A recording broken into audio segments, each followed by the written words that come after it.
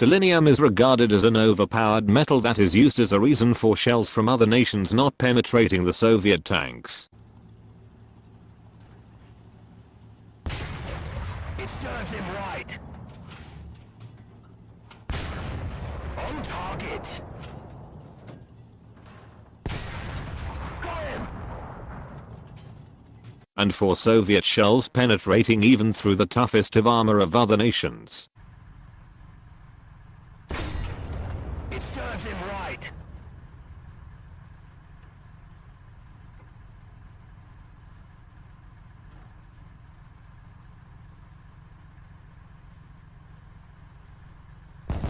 Got it. It's good. In the video I will explain what stalinium is and how it is created.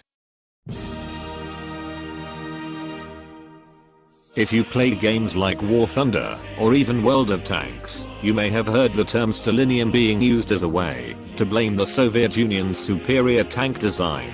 Stalinium is a very dense metal and also a very durable metal. These factors lead to a very strong tank.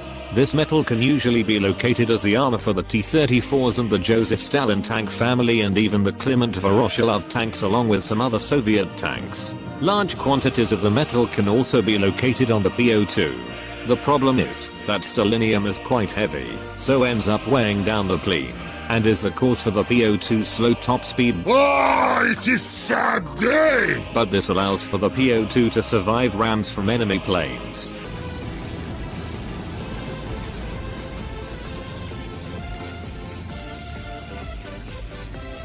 However, due to the tanks and planes being powered by vodka, they are able to produce a reasonable speed even with stalinium as the tank armor. Stalinium is also used to make the shells for the Soviet Union's tanks and planes. The metal, when launched at high speeds, can go right through inferior metals produced by capitalists. So stalinium is a very strong metal that can bounce and absorb shells from other nations, as well as making a very penetrating shell that can go through even the toughest of armor made by other nations. It's good. After extensive research, I have found lots of different ways to make stalinium. Some believe Stalin himself melted carbonite and zirconium together to produce stalinium. However, this would make it an alloy rather than an element, which is what people believe it is, so this seems unlikely way of creating stalinium. Another way to obtain stalinium was extracting it from the blood of Stalin. However, there wouldn't be enough stalinium for all the tanks and planes, so this is also an unlikely method. Another theory states that it is extracted from the minerals located in the heart of the Ural Mountains. This is a more plausible argument, but I have concluded that no one knows at all.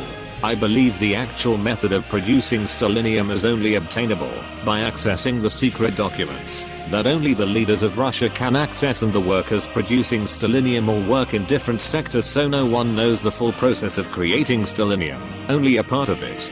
The Soviet secret police made sure that the workers did not tell each other their part to creating stalinium. In conclusion, stalinium is the best metal for tanks and planes to protect them from shells of other nations, and also can be used on the offensive side as well, and can be used as a shell to obliterate other tanks. This very metal makes the Soviet Union a high-performing nation compared to the other nations in War Thunder.